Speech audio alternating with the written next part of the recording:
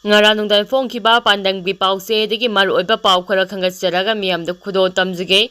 Manipurda ingtafa puraknaba center amade state lengangna honau haiduna khongjang sangsingkhrei Delhi Maitai Coordinating Committee DMCC na sinduna Manipurda ingtafa puraknaba India lengangna kuki merton singe maikede lepa toktuna center amade state lengangna kuki khulai paiba sing amade makhoibo sagoleba singe mathakte action lakhallo loinina pukse sengdaba paramilitary force amade Armed Forces singi mathakte action lakhatuna Manipurda rule of law hanjilhalu haiduna malengi mafamsing amadi leba asigi New Delhi ge Jantra Mantar yaungna wakam mifamfamdina khongjang singkrei Manipur oina pisum singagi thau ground da khoiram ima kaitel Joint Coordinating Committee for Peace imagi maira amadi Delhi Maitai Coordinating Women's Wing na senduna mifamphangthokna khongjang singkrei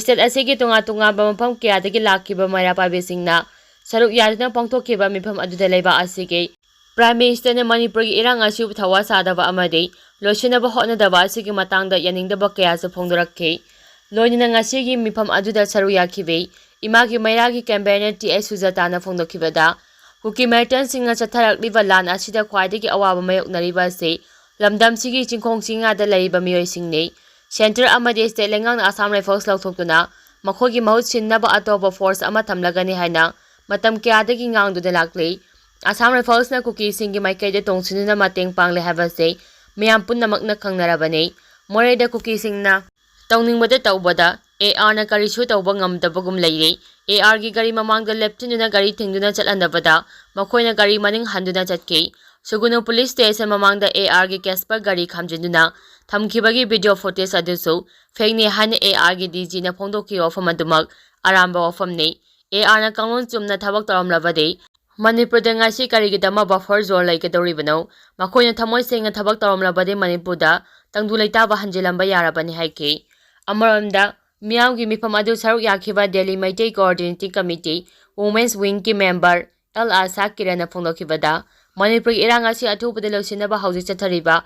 Parliament mifamna puthoktuna khananaba ngasigi khongjang sangsinbane BSF ki ADGP oiramba PK Misra fawba Manipur irang asi losingi hairabade AR laktokadabani hakiba fawba lairabane Huki Merton singna suspension of operation sujatnaba yaroi Manipurda athubada tangdu leitaba hanjinaba center amade state lengang hotnagadabani haike amaramda khongjang asi Delhi ge Jantra Mantar da su Delhi Maitai Coordinating Committee liklam ngakpa Delhi Maitai Sanamahi Laining International Maitai Organization amade Delhi Maitai Craft na sinuna khongjang sangsingki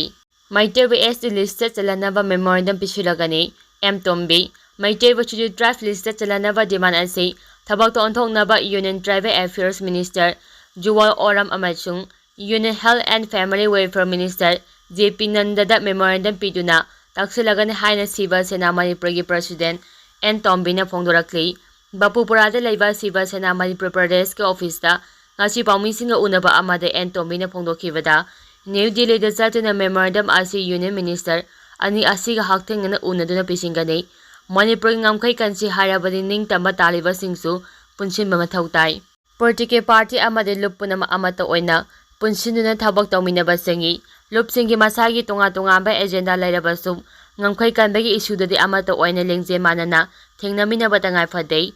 Manipur gi oriba phibma asida Manipur Land Revenue and Land Reform Act asi step pumbada implement tawba mathau tare pangthokadariba assembly mifamda Manipur gi MLA humfuna yetnaba lejena Maitai VS list chalanaba recommendation thanabagi warep lawbiu haiki More lambida aingi wangbada tax lawba yaningde haiduna driver singna waka mifam chathakhrei Imphal More lambida chatliba gari singdagi aingi wangbada tax lawbagi mayokta Imphal More Transport Association na tha asigi seja konga mangadagi lambi asida kaukhiba bangi makha tarakpa khongjang oina ngasi lambi asida cheliba driver singi oiba waka mifam ama Chandan district ki Lamkang center da famkhrei Imphal More Transport Association na chinjuna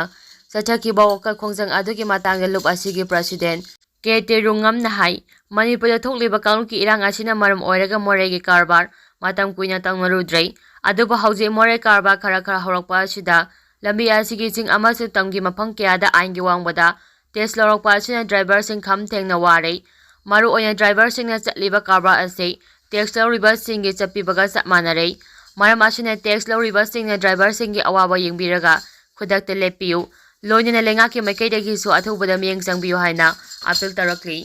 ocean ꯔꯣꯟꯁꯇ ꯅꯣꯡꯃꯩ ꯀꯥꯞꯄꯒꯤ ꯊꯧꯗꯣꯛꯇ ꯃꯤꯑꯣꯏ 9 ꯁꯣꯛꯂꯦ꯫ ꯆꯤꯡꯃꯩꯔꯣꯡꯗ ꯂꯩꯕ ocean ꯔꯣꯟꯁꯇ ꯉꯔꯥꯡ ꯅꯨꯃꯤꯗꯥꯡ ꯄꯨꯡ 4 ꯇꯥꯕꯗ ꯈꯨꯠꯂꯥꯏ ꯄꯥꯏꯕ ꯃꯤꯑꯣꯏ 6 ꯂꯣꯝꯅ ꯃꯤꯌꯥꯝ ꯇꯤꯟꯕ ꯆꯥꯅ ꯊꯛꯅꯕ ꯌꯣꯟꯐꯝ ꯑꯁꯤꯗ ꯆꯪꯁꯤꯜꯂꯛꯂꯒ ꯑꯦꯇꯦꯛ ꯆꯠꯊꯕꯗ ꯃꯤꯑꯣꯏ 9 ꯑꯁꯣꯛ-ꯑꯄꯟ ꯅꯪꯈ꯭ꯔꯦ꯫ ꯅꯨꯄꯤ ꯑꯃꯕꯨꯅ ꯍꯔꯥꯁꯃꯦꯟ ꯇꯧꯈ꯭ꯔꯦ ꯍꯥꯏꯔꯤ꯫ ꯉꯔꯥꯡꯒꯤ ꯊꯧꯗꯣꯛ ꯑꯗꯨꯗ ꯑꯁꯣꯛ-ꯑꯄꯟ ꯅꯪꯈ꯭ꯔꯕ ꯃꯤꯑꯣꯏꯁꯤꯡ ꯑꯗꯨꯗꯤ ꯏꯔꯣꯡꯗꯒꯤ ꯆꯥꯟꯍꯣꯔ ꯍꯨꯏꯌꯣ, ꯔꯤꯡꯄꯥꯝꯗꯒꯤ ꯁꯣꯃꯩꯌꯥ ꯁꯤꯡꯄꯨꯏ, ꯇꯩꯅꯦꯝꯗꯒꯤ ꯆꯤꯡꯌꯥꯁꯣ ꯕꯥꯄꯨꯏ, ꯆꯤꯡꯃꯩꯔꯣꯡꯗꯒꯤ ꯗꯤꯅꯣꯁ ꯔꯥꯖꯀꯨꯃꯥꯔ, ꯃꯄꯥꯎ ꯊꯪꯒꯥꯜꯗꯒꯤ ꯂꯟꯆꯦꯝꯕ ꯑꯕꯣꯃꯩ ꯑꯃꯗꯤ ꯄꯥꯝꯃꯨꯏ ꯚꯤꯂꯦꯖꯗꯒꯤ ꯗꯤ ꯄꯥꯎꯁꯨꯏꯅꯤ꯫ ꯈꯨꯠꯂꯥꯏ ꯄꯥꯏꯕꯁꯤꯡ ꯑꯗꯨꯅ ꯍꯔꯥꯁꯃꯦꯟ ꯇꯧꯈꯤ ꯍꯥꯏꯔꯤꯕ ꯅꯨꯄꯤ ꯑꯗꯨꯒꯤ ꯃꯃꯤꯡꯅ ꯂꯧꯁꯤꯡ ꯚꯤꯂꯦꯖꯗꯒꯤ ꯏꯔꯩ ꯂꯩꯁꯦꯡꯊꯦꯝ ꯃꯥꯡꯀꯨꯏ ꯀꯧꯏ꯫ ꯃꯍꯥꯛ ꯃꯐꯝ ꯑꯗꯨꯗ ꯊꯕꯛ ꯇꯧꯕ ꯃꯤꯑꯣꯏꯅꯤ꯫ ꯊꯧꯗꯣꯛ ꯑꯗꯨꯗ ꯅꯣꯡꯃꯩ ꯃꯔꯨꯅ ꯄꯥꯟꯕꯗꯒꯤ ꯁꯨꯁꯤꯍꯥꯟ ꯍꯨꯏꯌꯣ ꯁꯣꯛꯄꯗꯒꯤ ꯍꯣꯁꯄꯤꯇꯥꯜꯗ ꯂꯩꯀꯠꯅꯔꯤ ꯍꯥꯏꯔꯤ꯫ ꯉꯔꯥꯡ ꯊꯣꯛꯈꯤꯕ ꯊꯧꯗꯣꯛ ꯑꯗꯨꯒ ꯃꯔꯤ ꯂꯩꯅꯅ ꯏꯔꯩꯂꯩꯁꯤꯡꯊꯦꯝꯅ ꯐꯣꯡꯗꯣꯔꯛꯄꯒꯤ ꯃꯇꯨꯡ ꯏꯟꯅ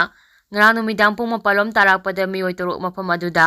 ꯆꯪꯂꯛꯂꯒ ꯑꯇꯣꯞꯄ ꯀꯁꯇꯃꯔꯁꯤꯡꯒꯤ ꯑꯋꯥꯠ-ꯑꯄꯥ ꯍꯪꯂꯤꯉꯩꯗ ꯍꯔꯥꯁꯃꯦꯟ ꯇꯧꯕ ꯍꯧꯔꯛꯈꯤꯕꯅꯤ꯫ ꯃꯤꯑꯣꯏꯁꯤꯡ ꯑꯗꯨꯅ ꯃꯉꯣꯟꯗ ꯅꯥꯇꯩ ꯆꯥꯗꯕ ꯋꯥꯍꯪ ꯀꯌꯥ ꯍꯪꯕꯒ ꯂꯣꯏꯅꯅ ꯄ꯭ꯔꯦꯁꯔ ꯄꯤꯔꯛꯈꯤ꯫ ꯐꯤꯚꯝ ꯑꯗꯨ ꯀꯟꯇ꯭ꯔꯣꯜ ꯇꯧꯕꯒꯤ ꯋꯥꯡꯃꯗ ꯂꯥꯛꯄꯗꯒꯤ ꯃꯍꯥꯛꯅ ꯔꯣꯟꯁꯀꯤ ꯃꯦꯅꯦꯖꯔ ꯃꯇꯦꯡ ꯅꯤꯈꯤ꯫ ꯃꯦꯅꯦꯖꯔꯅ ꯃꯍꯥꯛꯄꯨ ꯁꯤꯐꯠ ꯂꯣꯏꯔꯕꯅꯤꯅ ꯆꯠꯈꯤꯅꯕ ꯈꯪꯍꯜꯂꯛꯈꯤ꯫ ꯇꯨꯡꯗ ꯃꯍꯥꯛꯀꯤ ꯃꯔꯨꯞ ꯑꯃꯅ ꯃꯍꯥꯛꯄꯨ ꯂꯧꯕ ꯂꯥꯛꯅꯕ ꯀꯧꯈꯤ꯫ ꯂꯣꯏꯅꯅ ꯃꯍꯥꯛꯄꯨ ꯂꯧꯕ ꯂꯥꯛꯈꯤꯕ ꯃꯔꯨꯞ ꯑꯗꯨ ꯂꯥꯛꯄꯗ ꯈꯠꯅꯕ ꯍꯧꯔꯛꯈꯤꯕ ꯃꯤꯑꯣꯏ 6 ꯑꯗꯨꯒꯤ ꯃꯅꯨꯡꯗꯒꯤ ꯃꯤꯑꯣꯏ 2 ꯊꯣꯛꯂꯛꯂꯒ ꯃꯍꯥꯛꯀꯤ ꯃꯃꯥꯟꯅꯕ ꯑꯗꯨꯗ ꯅꯣꯡꯃꯩ ꯎꯠꯇꯨꯅ ꯋꯥꯔꯅꯤꯡ ꯁꯣꯠ ꯀꯥꯞꯂꯒ ꯐꯨꯕ ꯍꯧꯔꯛꯈꯤ꯫ ꯈꯠꯅ-ꯆꯩꯅꯕ ꯑꯃꯗꯤ ꯅꯣꯡꯃꯩ ꯀꯥꯞꯄꯒꯤ ꯊꯧꯗꯣꯛ ꯑꯗꯨ ꯊꯣꯛꯄꯗꯒꯤ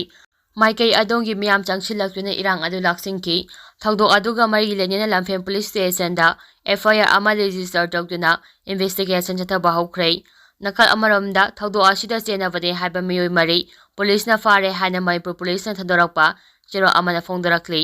ꯐꯥꯔꯕꯁꯤꯡ ꯑꯗꯨ ꯅꯨꯃꯤꯠ 9ꯅꯤꯒꯤ ꯄꯨꯂꯤꯁ ꯔꯤꯃꯥꯟꯗ ꯂꯧꯊꯈ꯭ꯔꯦ ꯍꯥꯏꯔꯤ꯫ ꯐꯥꯔꯕꯁꯤꯡ ꯑꯗꯨꯗꯤ ꯊꯣꯡꯅꯥꯎꯖꯝ ꯒꯣꯄꯦꯟ ꯆꯍꯤ 33, ꯅꯥꯎꯔꯦꯝ ꯅꯤꯡꯊꯧꯔꯦꯝꯕ ꯆꯍꯤ 25, ꯔꯥꯏꯁꯝ ꯗꯨꯅꯦꯁ ꯀꯨꯃꯥꯔ ꯆꯍꯤ 19 ꯑꯃꯗꯤ ꯑꯔꯥꯝꯕ ꯇꯣꯝ ꯆꯍꯤ 35ꯅꯤ ꯍꯥꯏꯔꯤ꯫ ꯄꯣꯖꯤꯇꯤꯚ ꯔꯦꯁꯄꯣꯟꯁ ꯂꯥꯛꯇ꯭ꯔꯕꯗꯤ ꯑꯣꯒꯁꯠ 1ꯗꯒꯤ ꯈꯣꯡꯖꯪ ꯆꯪꯁꯤꯜꯂꯒꯅꯤ꯫ ꯖꯤꯔꯤꯕꯥꯝꯒꯤ ꯆꯤꯡꯗꯣꯡ ꯂꯩꯀꯥꯏ ꯑꯄꯔ ꯄ꯭ꯔꯥꯏꯃꯥꯔꯤ ꯁ꯭ꯀꯨꯜ ꯑꯃꯗꯤ ꯁꯣꯔꯣꯛ ꯑꯇꯤꯡꯕꯤ ꯍꯥꯏ ꯁ꯭ꯀꯨꯜꯗ ꯍꯥꯡꯂꯤꯕ ꯔꯤꯂꯤꯐ ꯀꯦꯝꯞꯁꯤꯡ ꯑꯁꯤ ꯑꯇꯣꯞꯄ ꯃꯐꯝꯗ ꯍꯣꯡꯗꯣꯛꯅꯕ ꯊꯝꯈꯤꯕ ꯃꯐꯝ ꯊꯕꯛꯇ ꯑꯣꯟꯊꯣꯔꯛꯇꯕ ꯂꯥꯏꯕꯛ ꯊꯤꯕꯅꯤ꯫ ꯊꯥ ꯑꯁꯤꯒꯤ 38 ꯐꯥꯎꯕꯒꯤ ꯃꯅꯨꯡꯗ ꯄꯣꯖꯤꯇꯤꯚ ꯔꯦꯁꯄꯣꯟꯁ ꯂꯥꯛꯇ꯭ꯔꯕꯗꯤ ꯑꯣꯒꯁꯠ 1ꯗꯒꯤ ꯃꯍꯩꯔꯣꯏꯁꯤꯡ ꯈꯨꯠꯁꯝꯅꯗꯨꯅ ꯗꯦꯃꯣꯀ꯭ꯔꯦꯇꯤꯛ ꯑꯣꯏꯕ ꯃꯈꯜ-ꯃꯈꯥ ꯀꯌꯥꯒꯤ ꯈꯣꯡꯖꯪ ꯆꯪꯁꯤꯜꯂꯒꯅꯤ ꯍꯥꯏꯅ KSA ꯖꯤꯔꯤꯕꯥꯝꯒꯤ ꯄ꯭ꯔꯦꯁꯤꯗꯦꯟꯠ ꯀꯦꯁꯣꯃꯣꯔꯖꯤꯠꯅ ꯐꯣꯡꯗꯣꯔꯛꯂꯤ꯫ ꯗꯦꯁꯥꯝ MSF, KSA ꯑꯃꯁꯨꯡ ꯑꯇꯣꯞꯄ ꯃꯍꯩꯔꯣꯏ ꯑꯃꯅ ꯄꯨꯟꯗꯨꯅ ꯉꯁꯤ ꯖꯤꯔꯤꯕꯥꯝꯒꯤ ꯗꯦꯁꯥꯝ ꯑꯣꯐꯤꯁꯇ ꯄꯥꯡꯊꯣꯛꯈꯤꯕ ꯄꯥꯎꯒꯤ ꯃꯤꯐꯝ ꯑꯃꯗ ꯀꯦꯁꯣꯃꯣꯔꯖꯤꯠꯅ ꯐꯣꯡꯗꯣꯛꯈꯤꯕꯗ ꯖꯤꯔꯤꯕꯥꯝꯒꯤ ꯆꯤꯡꯗꯣꯡ ꯂꯩꯀꯥꯏ ꯑꯄꯔ ꯄ꯭ꯔꯥꯏꯃꯥꯔꯤ ꯁ꯭ꯀꯨꯜ ꯑꯃꯗꯤ ꯁꯣꯔꯣꯛ ꯑꯇꯤꯡꯕꯤ ꯍꯥꯏ ꯁ꯭ꯀꯨꯜꯗ ꯏꯟꯃꯦꯠꯁꯤꯡꯒꯤꯗꯃꯛ ꯍꯥꯡꯂꯤꯕ ꯔꯤꯂꯤꯐ ꯀꯦꯝꯞ ꯑꯁꯤ ꯑꯇꯣꯞꯄ ꯃꯐꯝ ꯑꯃꯗ ꯍꯣꯡꯗꯣꯛꯄꯤꯌꯨ ꯍꯥꯏꯗꯨꯅ ꯃꯍꯩꯔꯣꯏ ꯂꯨꯞ 4 ꯑꯁꯤꯅ ꯊꯥ ꯑꯁꯤꯒꯤ 28ꯗ ꯗꯤꯁꯇ꯭ꯔꯤꯛꯠ ꯑꯁꯤꯒꯤ ꯗꯤꯄ꯭ꯌꯨꯇꯤ ꯀꯃꯤꯁꯅꯔꯗ ꯑꯏꯕ ꯆꯦꯔꯣꯜ ꯄꯤꯁꯤꯟꯈ꯭ꯔꯕꯅꯤ꯫ ꯑꯗꯨꯕꯨ ꯉꯁꯤ ꯐꯥꯎꯕ ꯊꯕꯛꯇ ꯑꯣꯟꯊꯣꯔꯛꯇꯕ ꯑꯁꯤꯃꯛ ꯂꯥꯏꯕꯛ ꯊꯤꯕꯅꯤ꯫ ꯊꯥ ꯑꯁꯤꯒꯤ 38 ꯐꯥꯎꯕꯒꯤ ꯃꯅꯨꯡꯗ ꯀꯔꯤꯒꯨꯝꯕ ꯄꯣꯖꯤꯇꯤꯚ ꯔꯦꯁꯄꯣꯟꯁ ꯂꯥꯛꯇ꯭ꯔꯕꯗꯤ ꯑꯣꯒꯁꯠ 1ꯗꯒꯤ ꯃꯍꯩꯔꯣꯏꯁꯤꯡ ꯈꯨꯠꯁꯝꯅꯗꯨꯅ ꯗꯦꯃꯣꯀ꯭ꯔꯦꯇꯤꯛ ꯑꯣꯏꯕ ꯃꯈꯜ-ꯃꯈꯥꯒꯤ ꯈꯣꯡꯖꯪꯁꯤꯡ ꯆꯪꯁꯤꯜꯂꯒꯅꯤ꯫ ꯂꯣꯏꯅꯅ ꯍꯥꯏꯔꯤꯕ ꯃꯍꯩꯔꯣꯏꯁꯪꯁꯤꯡ ꯑꯁꯤꯒꯤ ꯂꯩꯔꯤꯕ ꯑꯣꯖꯥꯁꯤꯡ, ꯁꯨꯇꯤ ꯆꯠꯈꯤꯕ ꯑꯃꯗꯤ ꯂꯥꯛꯇꯕꯁꯤꯡ ꯂꯥꯛꯄꯤꯌꯨ, ꯑꯉꯥꯡꯁꯤꯡꯒꯤ ꯃꯍꯩ ꯇꯝꯍꯟꯕ ꯐꯪꯍꯜꯂꯨ ꯍꯥꯏꯈꯤ꯫